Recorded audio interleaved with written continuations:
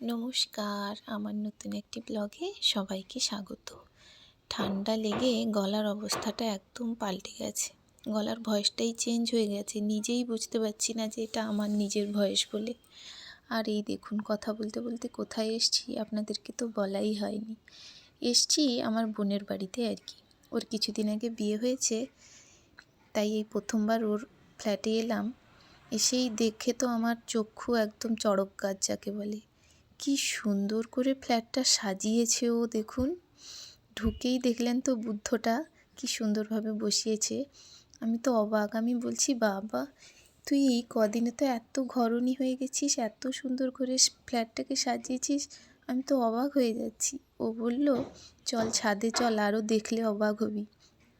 ছাদে এসে দেখছি কত শাক লাগিয়েছে, দেখেছেন?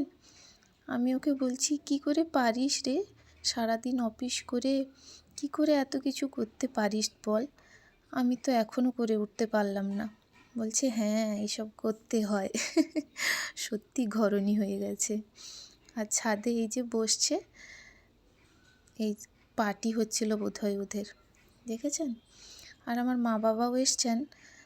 মা তো রান্না বান্না শুরু করে দিয়েছে, রান্না হয়েও গেছে, অনেক রান্না হয়েছিল। এটা আমার ফেভারিট, এই জন্য এটাই শুধু দেখালাম। আর বিকেলের দিকে গেছিলাম একটু ওই আলিপুর চিড়িয়াখানা ঘুরতে আর কি। ওইখানেও ঘোরাঘুরি কমপ্লিট হয়ে গেছে। তারপরে একটা জায়গা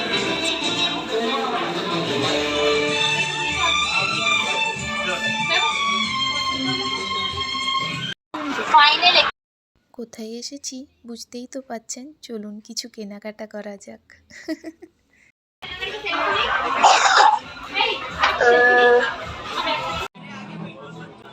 একটু সেন্টে গোল্ডের ব্যাগটা দিন।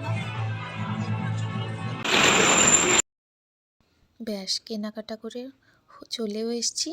আর রাতের ডিনারটা ওরাই আজকে আমাদেরকে নিয়ে এসেছিল এই হোটেলটায় আর কি। সত্যি কথা বলতে এখানকার খাওয়া দাওয়া, এনাদের ব্যবহার এত ভালো, আমি বলে বোঝাতে পারবো না।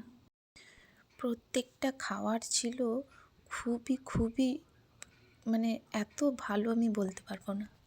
এর আগে একবার আমি তো বলেইছিলাম আমি এই কাঁকড়া কোনোদিনও খাইনি। তো এই কথাটা ও শুনেছিল বলে তো ও বললো যে চল আজকে তোকে আমি কাঁকড়াই খাওয়াবো। ব্যাস ওই মতো কাজ। এই যে এখন বাড়ি চলে এসেছি, আজ আসি, ধন্যবাদ।